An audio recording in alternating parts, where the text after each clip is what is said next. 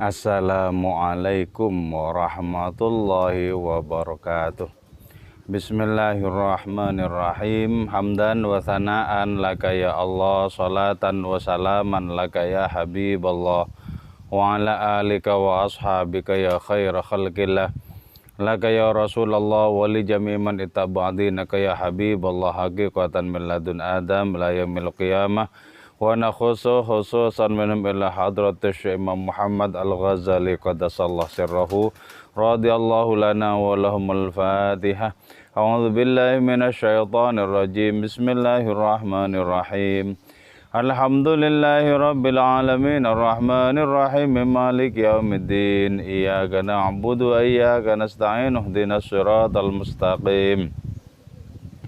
صراط الذين أنعمت عليهم غير المغضوب عليهم ولا الضالين آمين لتقربنا إلى الله تعالى لمحبتنا إلى رسول الله صلى الله عليه وسلم لسلامتنا في الدين والدنيا والآخرة لقضاء ديوننا لقضاء حاجاتنا من هوائج الدنيا والآخرة لتيسير أرزاقنا حلالا طيبا مباركا كثيرا واسعا لصحة أجسادنا وقلوبنا لشأمراضنا ظاهرا وباطنا لدفع البلايا والمحن والفتن والأمراض والأسقام لمنافعنا لمصالحنا لأهل بيتنا وأولادنا وذرياتنا وجوارنا وأصدقائنا وجميع المسلمين والمسلمات والمؤمنين والمؤمنات الأحياء منهم والأموات ولعز الإسلام والمسلمين بجودك يا الله بشفاعة نبيك يا الله ببركة أوليائك يا الله وبأسرار الفاتحة. أعوذ بالله من الشيطان الرجيم. بسم الله الرحمن الرحيم. الحمد لله رب العالمين الرحمن الرحيم مالك يوم الدين. Iyyaka na'budu wa iyyaka nasta'in ihdinas siratal mustaqim siratal ladzina an'amta 'alaihim ghairil maghdubi 'alaihim waladdallin amin. Alhamdulillahirabbil alamin. Saudara-saudaraku semua, kita bisa bersua kembali dalam kajian hadis-hadis qudsi yang terhimpun dalam kitab Al-Mawa'idh Al-Ilahiyah fil Ahadits Al-Qudsiyah yang dihimpun oleh Hujjatul Islam Imam Muhammad Al-Ghazali qaddasallahu sirrahu. Moga-moga kajian ini bermanfaat bagi diri kita, barokah untuk kita, juga untuk keluarga kita semua. Amin ya mujibas sa'ilin. Bismillahirrahmanirrahim. Yaqulullahu ta'ala, Allah subhanahu wa ta'ala itu berfirman,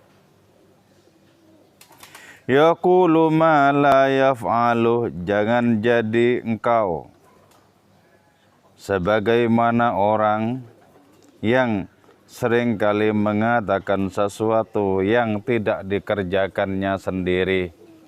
Jadi ya, betapa sangat mudahnya kita menyampaikan kebaikan-kebaikan, betapa sangat mudah kita melarang keburukan-keburukan, tapi betapa tidak mudahnya untuk melaksanakan kebaikan itu dengan amal-amal yang konkret.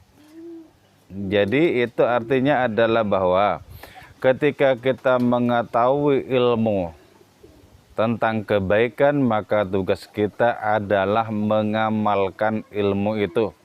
Jangan hanya berhenti di kata-kata, jangan hanya berhenti di ungkapan-ungkapan belaka, sehingga kita bisa luput dari kritik Allah Subhanahu wa ta'ala.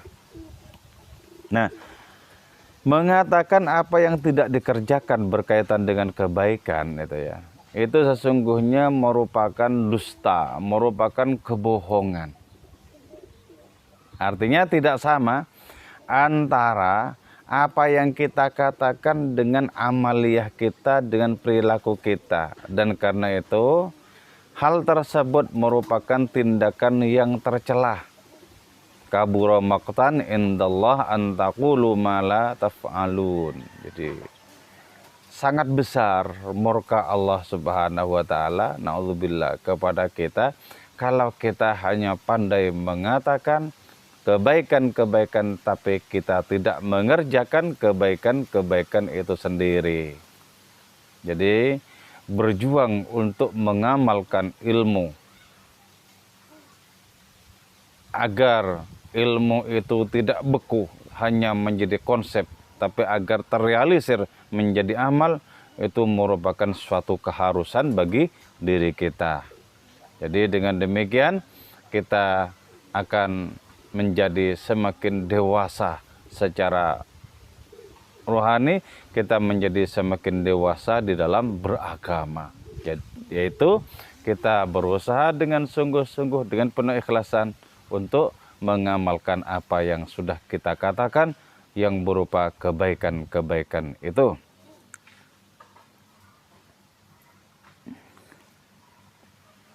Wa yaf'alu ma la yu'maru.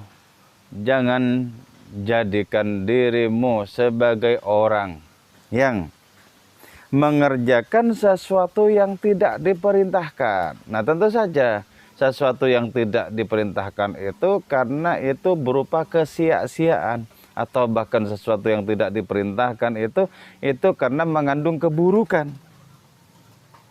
Jadi semestinya kita mengerjakan apa yang diperintahkan, karena di dalam yang diperintahkan oleh agama, oleh Allah Ta'ala itu pasti ada kebaikan, ada kemanfaatan, ada keberkahan dari diri kita. Maka karena itu jangan kita kerjakan sesuatu yang tidak diperintahkan. Nah, sesuatu yang tidak diperintahkan itu tentu saja buruk.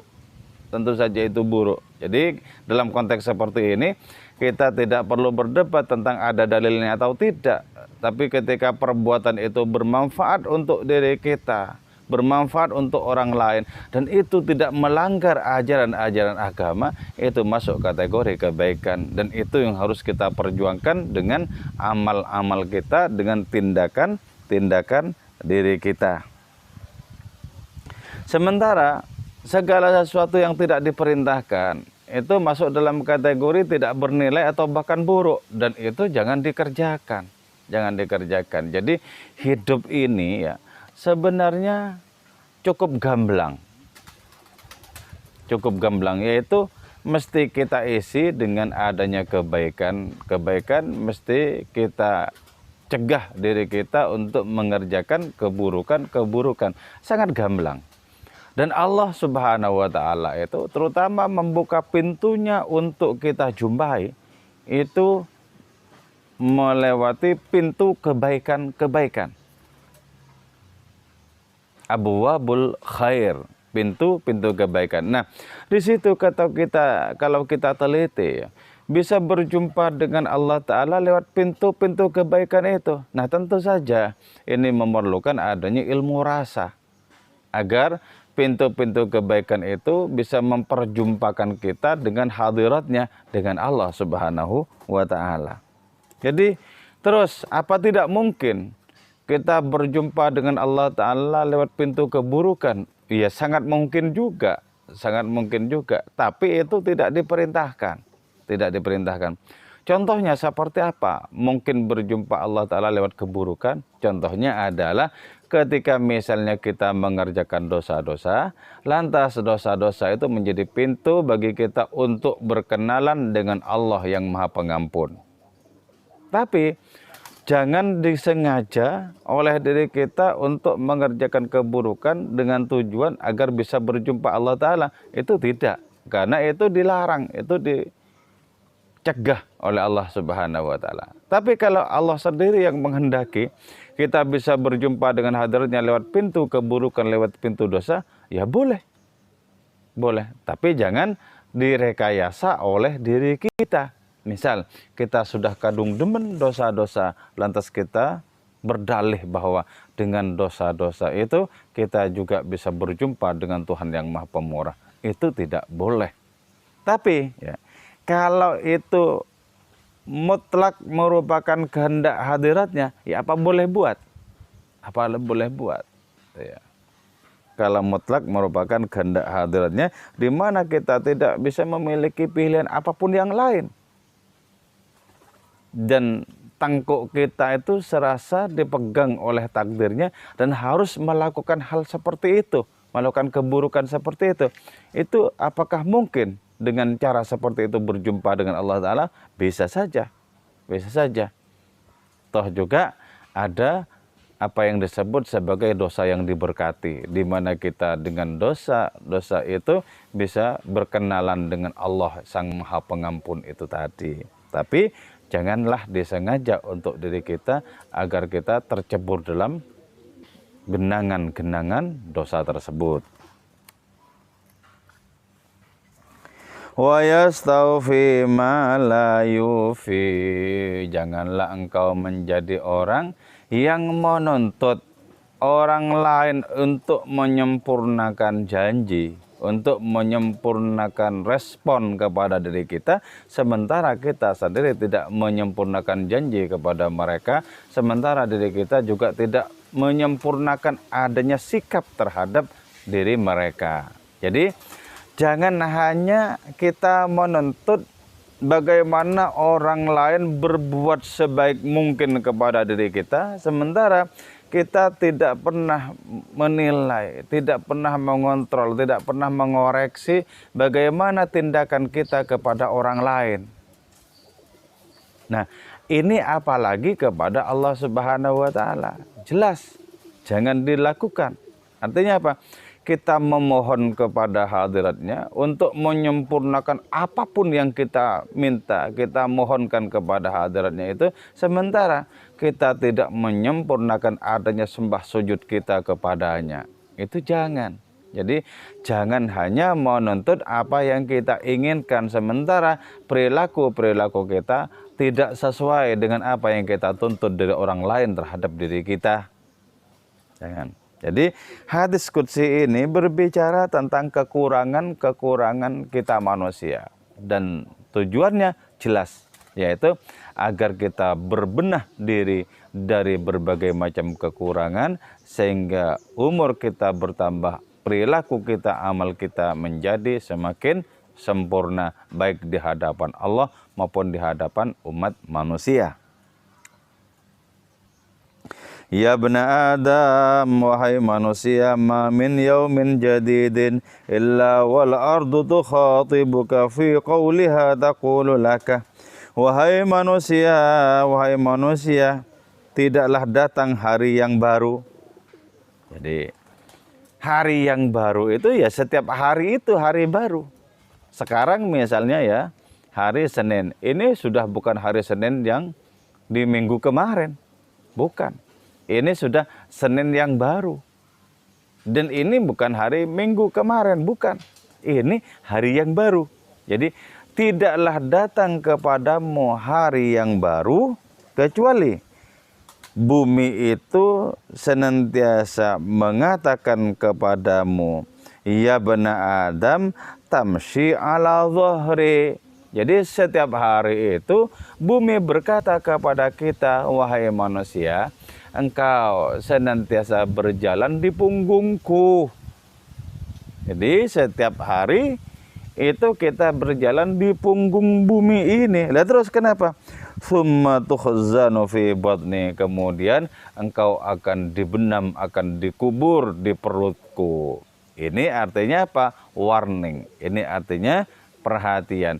Engkau yang sekarang berjalan-jalan dengan leluasa di punggungku, tunggu sebentar lagi engkau akan dikubur di perutku, akan dibenam di perutku. Itu artinya tidak saja menunjuk kepada adanya fenomena alam, bahwa orang yang hidup pasti mati. Tidak hanya menunjuk kepada hal itu, tapi terutama menunjuk kepada adanya pertanggungjawaban dari amal yang dikerjakan di muka bumi ini. Jadi artinya apa?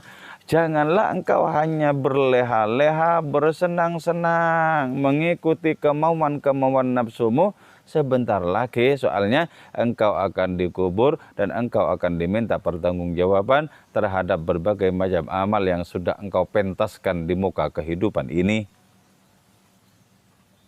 Jadi kita itu pasti mengalami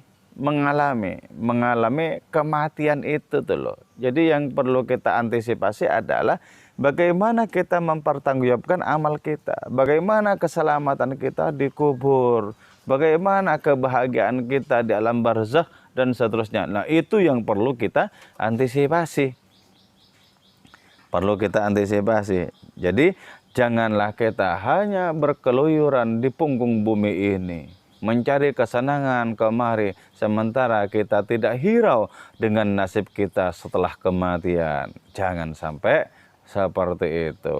Jadi, karena itu pantas kemudian Maulana Rumi itu mengatakan, walaupun engkau tiada duanya di masamu, jadi sangat beruntung, jaya, malang melintang di dalam kehidupan ini.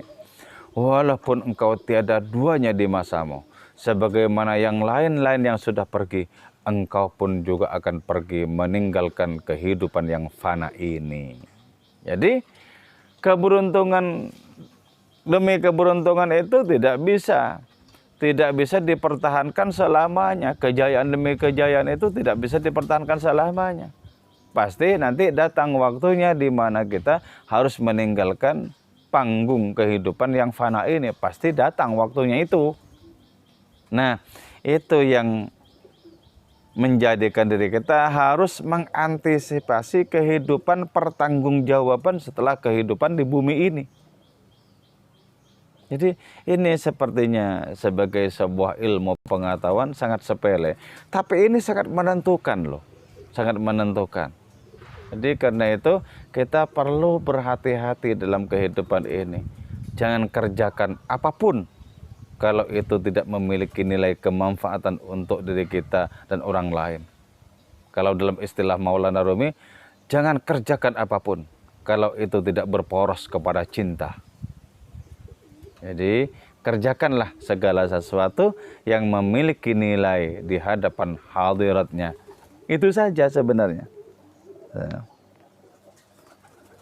Wa ta'kulu syahwati ala dhahri wa ya'kulu kaddudu fi batni.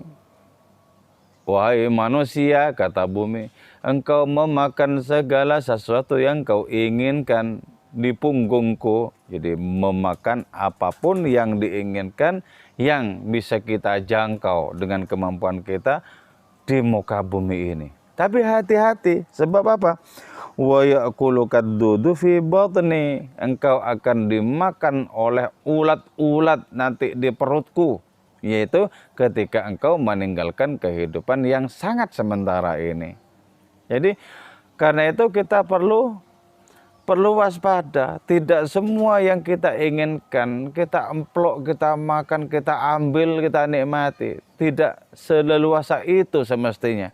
Tapi kita betul-betul memikirkan apakah kita mengkonsumsi segala sesuatu yang sesuai dengan keinginan diri kita, itu tidak ada pertanggungjawabannya kelak setelah kematian. Jadi itu harus diantisipasi. Jadi tidak asal makan. Kalau firman Allah Ta'ala ya kepada Syekh Muhammad bin Abdul Jabbar An-Nifari disebutkan dalam kitab Mawaqif itu, ij'al batnaka ya abdi kabutunis salihin aj'al qalbaka kakulubihim. Jadikanlah perutmu, wahai hambaku, sebagaimana perut orang-orang soleh.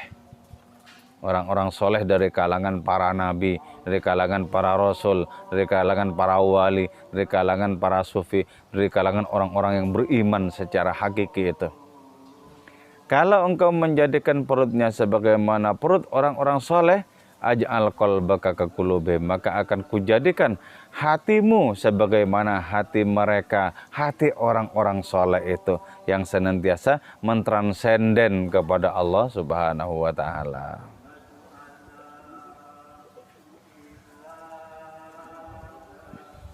Jadi betapa sangat sementara, dan dalam kesementaraan tidak layak kita bersenang-senang dengan penuh alpa dan lalai itu. Tidak layak.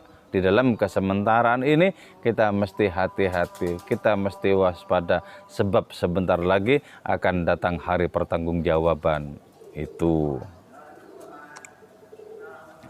Ya bana Adam, ana baitul wahsyah, kata bumi. wahai manusia, aku adalah rumah keterasingan. Jadi kalau di dalam hidup ini kita memiliki banyak teman, banyak kawan, kenalan, di mana hidup kita menjadi hangat karena perkawanan, karena pertemanan itu, maka ketahuilah bahwa setelah kehidupan yang fana ini, kita akan memasuki Baitul Wahsyah, rumah keterasingan di kubur kita. Ya. Dan kita masuk alam kubur itu sendirian. Orang yang paling dekat sekalipun ketika kita hidup tidak akan serta-merta mengikuti kita masuk dalam kubur. Itu tidak. Nah, karena kita masuk kubur sendirian, maka kita mempertanggungjawabkan amal itu sendirian pula. Sendirian pula.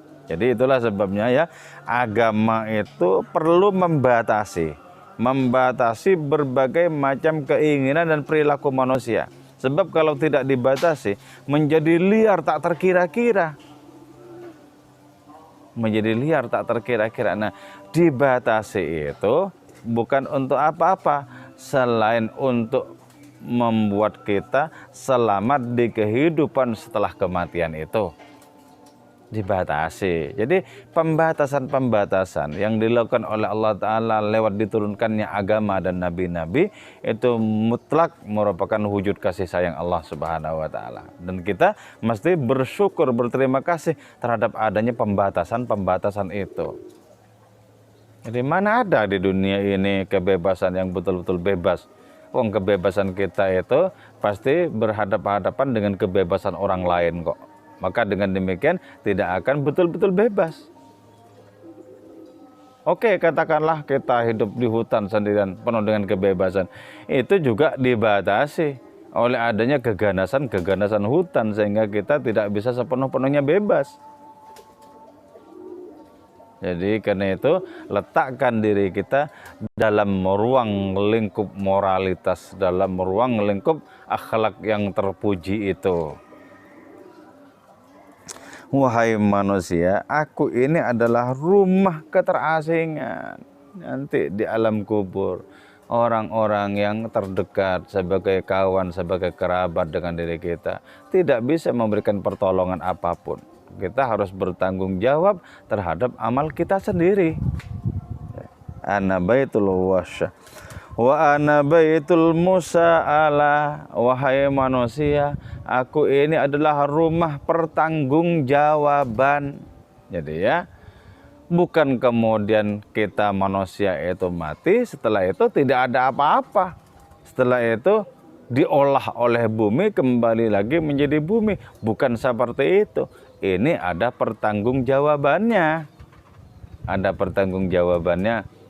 Nah, karena itu kemudian apa yang disebut sebagai bekal untuk alam kubur dan seterusnya itu merupakan hal yang penting. Dan Al-Quran berbicara tentang bekal itu dengan sangat indah. Wa tazawwadu fa inna khairaz zadi taqwa wattaquni ya ulil albab. Ayo cari bekal biar engkau itu tidak ngelangot sendirian, digeprok oleh keterasingan di kuburmu kelak. Ayo bikin amal, bikin bekal yang mencukupi kebutuhanmu di hari setelah kematianmu itu. Itu penting, kayak gitu, itu penting. Jadi bahwa kita sudah maju menjadi masyarakat yang ultra modern sekalipun, tetap bagi kita sangat diperlukan adanya bekal untuk kehidupan setelah kematian. Sebab nggak mungkin tidak pada akhirnya kita yang berjalan di punggung bumi ini, yang menikmati jatah umur ini, tetap pada akhirnya kita akan disergap oleh kematian. Dan setelah itu bukan lantas kita memasuki ruang kekosongan dan kehancuran, tapi memasuki ruang pertanggungjawaban. Wa ana baitul wahda, wahai manusia, aku ini adalah rumah kesendirian, kata bumi.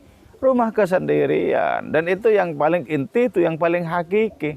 Kalau kebersamaan di bumi ini, orang pasti mengalami kebersamaan, mengalami adanya pertemuan psikis karena adanya kesamaan hasrat karena adanya kesamaan hobi. Jadi orang-orang itu akan dipertemukan oleh keinginan yang sama, oleh hobi yang sama. Kemudian orang-orang itu merasa bergembira karena berkumpul dalam hobi yang sama. Tapi setelah kehidupan yang sangat sementara itu sudah tidak berlaku. Sudah tidak berlaku. Ana baitul wahdah, aku ini adalah rumah kesendirian, kata bumi kepada manusia. Jadi karena itu sekarang kita berinteraksi dengan dunia sosial sembari hati kita diam-diam membangun zikir kepada hadiratnya untuk bekal kita ketika kita memasuki alam kubur itu sendirian. Wa ana baitul zulma, aku adalah rumah kegelapan. Coba betapa sangat tersiksa hidup dalam kegelapan.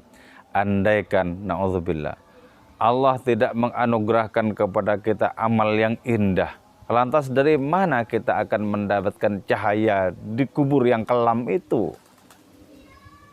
Seluruh cahaya yang berada di atas bumi ini itu tidak bisa menembus alam kubur. Hanya amal-amal yang baik yang akan menjelma sebagai penerang, sebagai cahaya. Selebihnya itu adalah kekelaman demi kekelaman. Ana baitul zulma, aku ini adalah rumah kekelaman, rumah kegelapan. Jadi cahaya di alam kubur, cahaya di akhirat itu mesti kita bawa dari kehidupan di dunia ini. Kita akan mendapatkan cahaya di kubur dan kehidupan selanjutnya kalau kita menggunakan cahaya petunjuk Allah Ta'ala di dalam beramal dalam kehidupan ini. Gunakanlah cahaya petunjuk dari Kanjeng Rasul, cahaya petunjuk dari Al-Quran, mengikuti keterangan-keterangan para ulama yang sangat kompeten di dalam menerangkan Al-Quran itu. Itu yang akan menjadi cahaya di rumah kekelaman kita kelak, yaitu di alam kubur itu. Wa ana baitul hayat wal aqarib, aku ini adalah sarang dari ular-ular dan kalajengking. Naudzubillah ya. Sebuah kubur yang dipenuhi oleh ular dan kalajengking, itu berarti penghuni kuburnya itu memang semestinya mendapatkan siksaan, selayaknya mendapatkan siksaan. Naudzubillah. Dari mana sesungguhnya ular-ular dan kalajengking dalam kubur itu muncul? Dari mana lagi kalau tidak dari amal manusia? Semula tidak ada kok di kubur itu ular, kalajengking, itu tidak ada kok. Jadi kalau sampai di kubur itu dirasakan oleh orang yang meninggal itu di situ ada ular, ada kalajengking, itu berarti membawa sendiri dari kehidupan ini. Membawa sendiri. Sama juga hakikatnya sebagaimana neraka itu. Dari mana sesungguhnya datangnya api neraka itu? Itu tidak lain dari perbuatan buruk manusia. Jadi perbuatan buruk manusia, bukan dari sesuatu yang lain, bukan. Andaikan kita membawa cahaya, andaikan kita membawa kasih sayang, tentu ketika kita masuk di neraka, justru api nerakanya itu yang padam. Kenapa? Karena tidak kita bawa kayu bakar untuk membakar diri kita di neraka itu. Jadi neraka itu bahan-bahannya manusia sendiri yang bawa dari dunia ini, bukan di sana memang disediakan, itu bukan. Karena itu ya, ada seorang waliullah di Baghdad yang bernama Bahlul ya, di Kufah tepatnya. Bahlul Al-Kufi, Syekh Bahlul Al-Kufi ini seorang wali. Nah, beliau ini, Syekh Bahlul Al-Kufi ini pernah suatu hari beliau memberikan kisah berikut ini. Dia bilang sama orang-orang, aku baru datang, baru keluar dari neraka. Tapi aku tidak tersambar oleh api neraka. Coba periksa, ada enggak selai bulu kudukku yang terbakar api neraka? Diperiksa sama orang-orang, enggak ada. Ya enggak ada, karena aku itu tidak membawa bahan kayu bakar di dunia ini, katanya. Jadi neraka itu bagi saya itu sangat sejuk, sangat menenteramkan. Kenapa? Karena saya tidak membawa kayu bakarnya dari dunia, tidak membawa apinya dari dunia. Jadi karena itu tidak membahayakan. Nah, itu sejalan dengan hadis Kanjeng Rasul Muhammad SAW. Beliau itu menyatakan ketika orang-orang beriman itu melintas di atas neraka, api neraka itu bilang kemudian, cepat-cepatlah wahai kalian orang beriman, sebab kalau kalian berlama-lama di atasku, nanti apiku ini akan mati. Jadi karena itu, bawalah watak surga di dunia, watak yang penuh dengan ketentraman dan kemanfaatan, watak yang terbebaskan dari adanya rasa iri hati dan kedengkian, watak yang hanya bisa memberikan kemanfaatan kepada sesama, kepada orang lain. Itu artinya apa? Itu watak surga itu.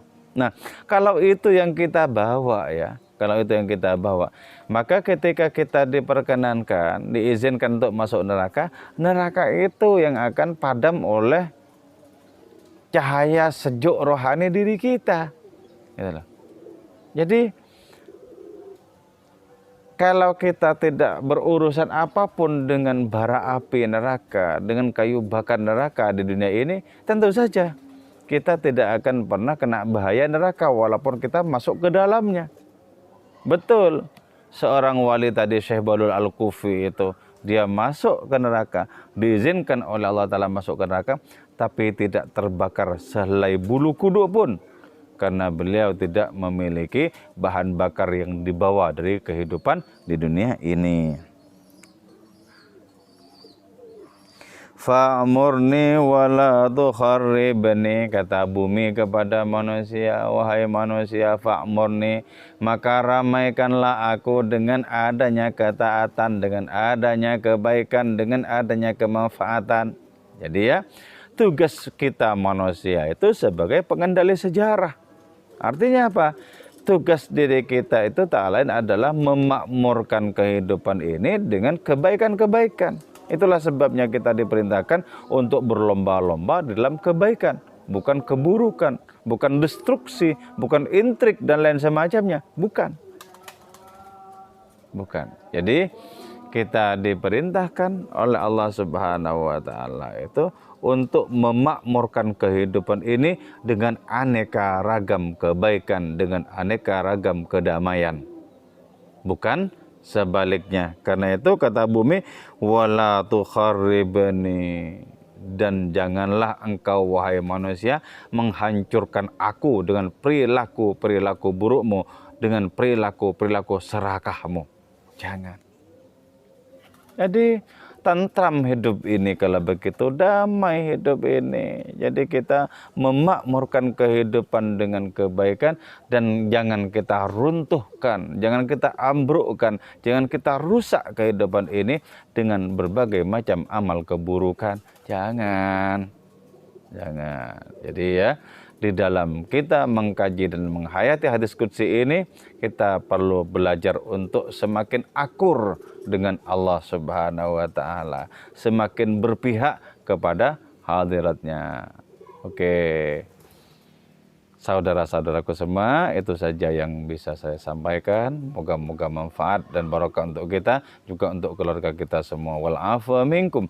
Wassalamualaikum warahmatullahi wabarakatuh.